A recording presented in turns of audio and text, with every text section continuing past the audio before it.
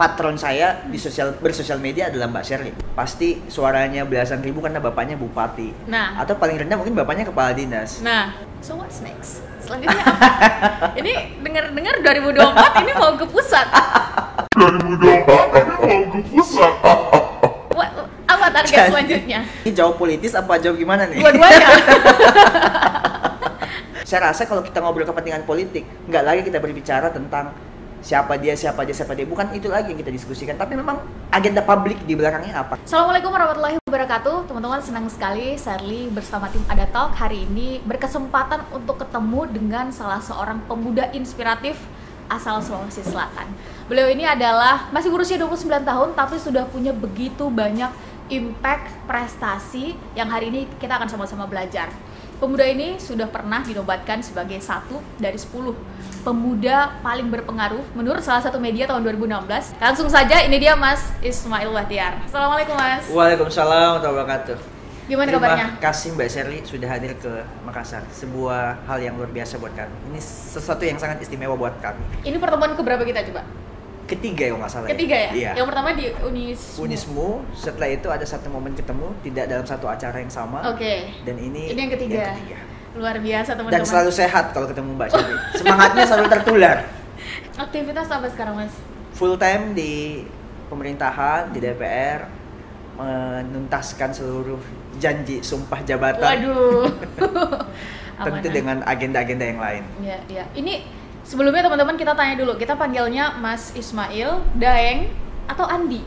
Biar enak panggil Daeng boleh, Daeng. panggil Mas juga boleh. Ya. Tapi kalau Andi itu? Kalau Andi itu ada privilege khusus, karena biasanya dinobatkan untuk orang-orang yang memang punya kasta keturunan yang hebat, yang pintar, yang cendekiawan di Sulsel ya. Oke. Itu sebutan khusus lah. Saya rasanya masih jauh dari istilah itu. Oke, jadi teman-teman dalam episode kali ini kita akan memanggil beliau dengan sebutan Daeng Ismail, asal dari Bone. Yes. Ini kita jadi penasaran bahwa Daeng ini adalah seorang sekarang anggota dewan yang banyak pasti yang berpikir bahwa Daeng ini adalah keturunan orang kaya, punya privilege, support sistemnya sudah mendukung semua. Tapi di beberapa media, tim Ada Talk menemukan ternyata Daeng pernah jualan es teler, Yes. pernah ngajar les privat. Yes. Ini boleh nggak kita tahu nih masa kecil dan latar belakangnya sebetulnya kayak gimana? Pertama, saya selalu mendisclaimer ke orang-orang bahwa hari ini apapun bisa kita akses, bisa kita buka, bisa kita dapatkan. Dan nggak ada lagi tuh istilah privilege. Jadi kalau ada orang yang merasa insecure karena temannya punya privilege khusus, itu sesuatu hal yang nggak benar. Oke. Latar belakang saya, kadang-kadang kalau orang lihat hari ini, mungkin orang menebak pasti suaranya belasan ribu karena bapaknya bupati. Nah. Atau paling rendah mungkin bapaknya kepala dinas. Nah. Tapi tidak dengan saya. Bapak security, satpam, dengan penghasilan pas-pasan, cuma anaknya punya mimpi besar. Akhirnya satu ketika di masa pemerintahan Presiden Susilo Bambang Yudhoyono dengan beasiswa bidik misi, dengan segala keterbatasan, segala tantangan, alhamdulillah bisa survive. Ya tadi Mbak Sherly sebutkan, sempat dagang SLR, iya, pindah dari satu kompleks ke kompleks yang lain, nyebar-nyebar brosur buat cari siswa diajar privat pernah, dan banyak hal yang lebih menantang dari itu pernah kami lakukan. Sampai qadar Allah ditakdirkan hari ini memegang amanah mandat masyarakat Sulawesi Selatan di DPRD Sulsel. Luar biasa. Tadi katanya sempat punya cita-cita besar. Boleh tahu nggak? Saat itu cita-cita besarnya apa? Berarti berapa? 10 tahun yang lalu itu ya? Dulu saya punya cita-cita pengen jadi rektor sebenarnya. Pengen jadi rektor? Yes. Dunia pendidikan dong? Yes. Kenapa? Interest saya tuh di sana, passion saya di sana. Iya. Sesederhana ketika wisuda, saya diundang menjadi relawan di ruang wisuda. Keren banget gitu, rektor mindahin toga, tali toga. Saya kira, keren juga nih pekerjaan gitu. Bergelar profesor, terus memberikan, boleh saya bilang ini ribuan orang gitu, mendoakan keberkahan agenda wisuda segala macam. Ini sesuatu yang keren gitu. Sampai akhirnya karena begitu tertariknya dengan rektor, usaha-usaha yang Mbak Sherly sebutkan tadi itu semuanya ada brand rektornya gitu. Esteller Pak Rektor, private rektor. Saya ada pakai brand itu gitu. Seandainya bisa ngubah DPRD rektor, saya ubah juga nih. Iya. Kira-kira begitu. Dan saya selalu merasa bahwa memang hidup ini butuh direncanakan, hidup ini butuh dikelola, sehingga saya pada satu kesempatan dengan mimpi, dengan ikhtiar pengen jadi direktur itu ketemu satu hal yang luar biasa, satu hal yang saya rasa penting untuk anak-anak muda terlibat partisipatif di dalamnya, ikut terlibat dalam mengelola pemerintahan. Dengan kesadaran diri, akhirnya di 2019 ya saya ikut dari salah satu partai politik. Ini menarik teman-teman, saya pengen kejar poin terakhir tadi. Karena sebetulnya latar belakang pendidikan beliau ini adalah sarjana kesehatan masyarakat. Itu kan bisa dibilang irisannya sedikit ya Mas, antara bagian itu dengan politik praktis. Politik praktis beliau adalah sekarang anggota dewan. Itu gimana ceritanya? Aha momennya apa? Kok bisa akhirnya? Ini jauh politis apa jauh gimana nih? Dua-duanya. Kalau saya boleh jawab politis Mbak Sherly ya, bahwa seluruh subsektor urusan itu di pemerintahan ada. Teman-teman mengurus budaya, mengurus seni, mengurus hal-hal yang paling kecil sekalipun, pasti ada irisannya. Saya dengan latar belakang disiplin ilmu kesehatan, ini adalah salah satu subsektor yang paling besar urusannya di pemerintahan.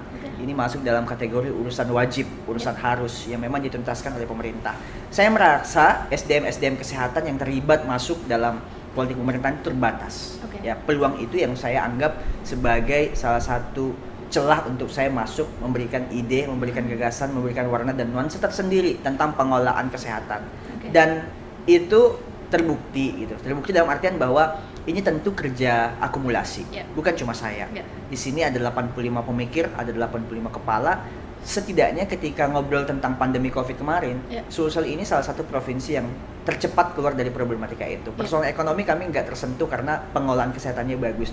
Ini semua didorong dengan dosen-dosen yang pernah ngajar saya, pengajar-pengajar pernah mendidik. Saya libatkan mereka masuk ke sini untuk supaya pengelolaan kesehatan ini betul-betul tidak, ya bahasa orang, saya harus menyampaikan bahwa DPR itu selalu diklaim oleh publik serba tidak tahu. Pokoknya semua yang paradigma buruk, paradigma tidak baik, pasti selalu murahnya ke DPR. Dan buat saya itu sah, itu wajar karena memang tercermin.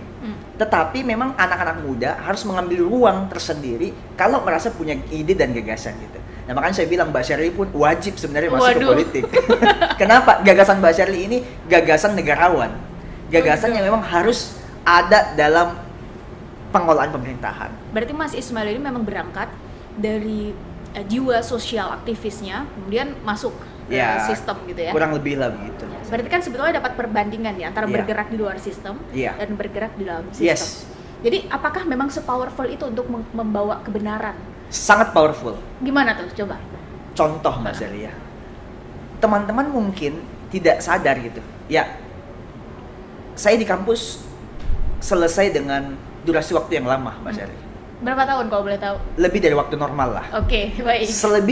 Lebih daripada waktu normal, selebihnya itu saya gunakan buat kegiatan aktivisme di kampus. Yang namanya demonstrasi, turun ke jalan, bahkan datang ke depan kantor DPR juga pernah saya lakukan. Seketika ketika saya masuk, saya membayangkan bahwa ada ribuan movement yang jalan, itu akan sangat berbeda dengan satu orang yang kira-kira cap tanda tangannya berlaku. Gitu. Nah, tetapi saya ingin menggarisbawahi satu hal, bahwa sebenarnya ruang-ruang pergerakan itu hari ini juga sebenarnya mulai bergeser. Yang tadinya orang menganggap bahwa seluruh kebijakan itu bisa berubah ketika ada dorongan yang kuat dari massa melalui aksi-aksi demonstrasi segala macam. Hari ini bergesernya ke ruang media maya gitu, ruang digital. Ya contoh lah misalnya, berbagai macam kebijakan yang dikritik oleh pemerintah, terus akhirnya itu tidak menjadi viral. Itu berbeda keputusannya ketika satu keputusan yang tiba-tiba viral, rame, dan dianggap bahwa ini desakan publik ini. Maka tantangan kita hari ini, anak-anak muda, kalau tadi ditanya berbeda, se-powerful itu memang powerful dan harus ditambahkan dengan satu kekuatan media massa. Jadi menjadi politisi memang selain butuh real massa sebagai konstituen, kita juga butuh massa digital. Supaya di zaman sekarang supaya apa yang kita lakukan ini betul-betul bisa berimplikasi secara praktis gitu, bisa cepat selesai persoalan. Dan itu terbukti banyak sekali problematika yang kemarin kita sempat angkat ke media massa terus menjadi viral, menjadi rame, tiba-tiba yang sekian tahun kebelakang nggak pernah diurusin, seketika satu hari bisa diurusin oleh pemerintah gitu. Dan ini dibutuhkan. Jadi saya membayangkan ketika dengan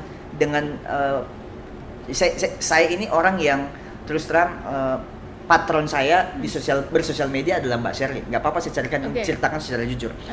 Ketika misalnya Mbak Shirley dengan kekuatan segede itu di sosial media, terus Mbak Shirley megang palu dan ada ballpoint buat tanda tangan, saya meyakini mungkin satu hari persoalan itu bisa selesai, Mbak Shirley. Se-powerful itu, sekuat itu kebijakan ketika kita ada dalam ruang pemerintahan. Tapi ada salah seorang senior bilang begini, kurang lebih begini Mas, malaikat yang masuk ke dalam sistem di era sekarang itu bisa jadi, itu gimana menurut Mas, menurut Daeng itu gimana? Memang susah kalau kita berangkat dari narasi yang mempersepsikan diri kita seperti apa yang disampaikan oleh publik. Bahwa DPR adalah tempatnya bernegosiasi, DPR adalah tempatnya sekelompok kepentingan, DPR adalah tempatnya orang-orang yang terbatas pada wilayah elit. Mungkin boleh saja terjadi. Ya saya juga tidak menafikan persoalan-persoalan itu sampai hari ini memang masih ada. Tetapi lagi-lagi bahwa atensi publik hari ini di ruang media sosial itu butuh akselerator. Dan akselerator yang pas menurut saya ya anak-anak muda. Kenapa? Karena kita menghabiskan banyak waktu di ruang maya lebih banyak ketimbang di ruang-ruang gerak yang real seperti yang saya ceritakan tadi gitu. Dan dua hal ini, dua dimensi kehidupan ini udah pernah saya lalui.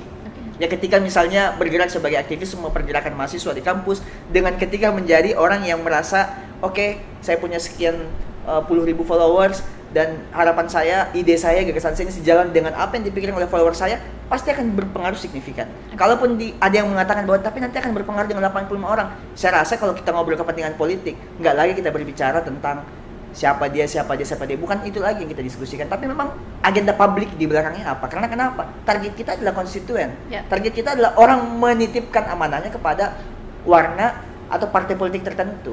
Kira-kira begitu gambarannya. Daeng Ismail ini kan sudah bisa dibilang berada di titik tertentu, teman-teman, di mana kegiatan sosial sudah dibilang punya banyak.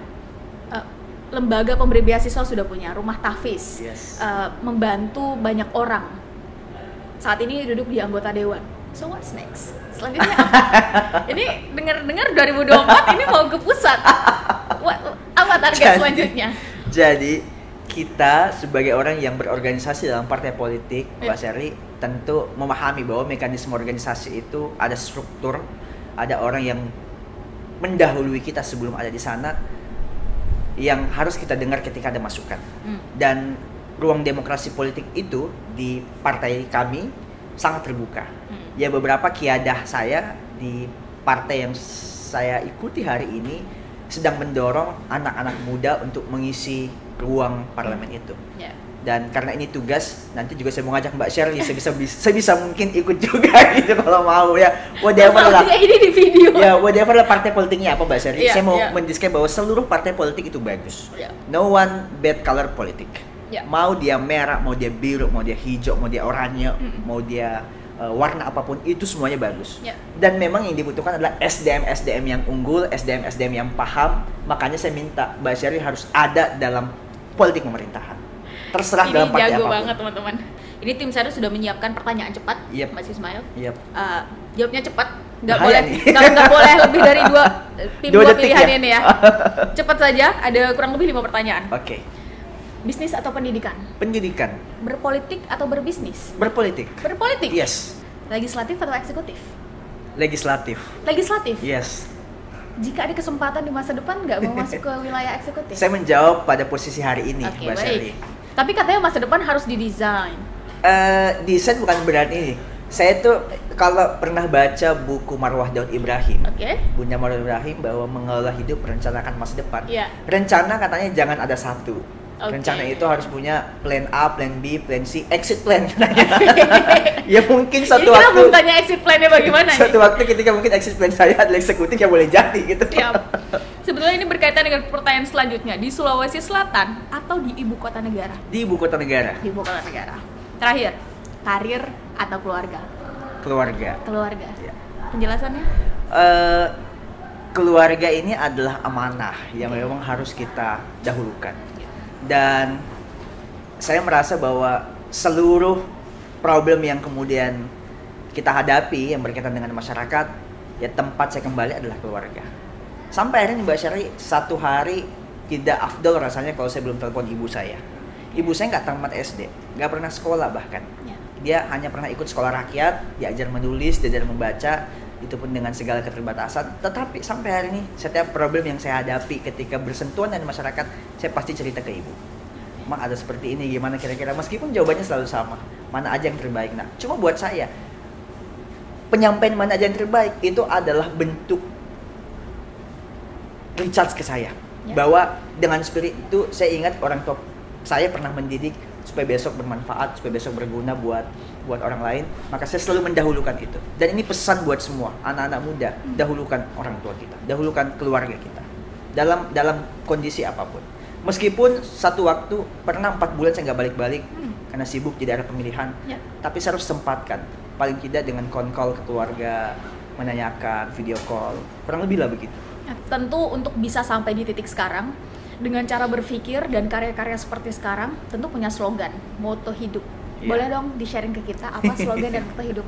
Saya dari dulu sampai sekarang selalu menyampaikan ke orang, share your idea. Kenapa? Seluruh ide kita butuh diuji fungsi. Seluruh ide kita butuh diuji publik.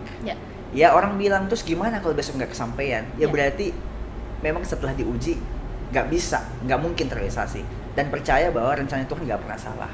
Maka apapun yang ada dalam pikiran saya, apapun yang saya mau lakukan, teman-teman internal ataupun eksternal saya yang saya anggap bisa memberikan masukan, saya pasti ceritakan. Bahwa saya ada gambaran seperti ini, saya ada ide seperti ini, kira-kira bagaimana menurut teman-teman. Setelah diuji, kalau terrealisasi, alhamdulillah. Dan harapan saya memang terrealisasi, karena saya nggak mungkin bisa jalan dengan sendiri. Hari ini kita butuh kolaborasi, hari ini kita butuh bergandengan tangan, butuh bekerja sama. Dan memang eranya adalah era memadukan ide, memadukan gagasan biar menjadi sesuatu yang lebih besar, menjadi sesuatu yang punya dampak lebih luas. Kira-kira begitu. Berkolaborasi, bukan lagi berkompetisi ya? Bukan zamannya kompetisi. Terakhir, Daeng, pesannya untuk anak muda. Sampai hari ini seluruh riset menunjukkan bahwa apatisme, resistensi teman-teman muda terhadap politik itu masih di angka yang sangat tinggi. Tetapi sayangnya teman-teman, saya mau sampaikan bahwa kita sedang diperhadapkan pada problem yang lebih sulit kalau hal ini terus kita biarkan. Maka anak-anak muda dibutuhkan tangannya, dibutuhkan pikirannya untuk masuk membersamai pemerintah menyelesaikan persoalan-persoalan ini. Kita butuh sumber daya yang unggul, sumber daya yang kira-kira berkompeten, komitmen, amanah, dan bertanggung jawab. Ya, tadi saya sudah sampaikan ke Mbak Sherly bahwa ada banyak jalan untuk teman-teman terlibat di pemerintahan, dan semoga Anda termasuk salah satu bagian daripada orang-orang yang akan memperbaiki bangsa ini ke depan. Amin. Amin ya rabbal alamin. Amin. Insyaallah. Daeng, ini adalah akhir dari video podcast kita hari ini. Terima kasih banyak. Sungguh sebuah kehormatan Mbak Sherly atas waktu dan keluangannya. Terima kasih banyak kembali. Terima kasih banyak. Dan teman-teman, komen lagi di bawah kira-kira pemuda inspiratif mana dari daerah mana yang harus kami datangi dan kami angkat cerita-cerita inspiratifnya. Daeng Ismail Bahtiar, seorang pemuda inspiratif asal Sulawesi Selatan, pembisnis, pemilik rumah tafis, aktivis. Pada akhirnya hari ini mampu memberikan begitu banyak insight untuk kita semua. Semoga bermanfaat. Sampai ketemu di Ada Talk selanjutnya. Assalamualaikum warahmatullahi wabarakatuh. Assalamualaikum warahmatullahi wabarakatuh.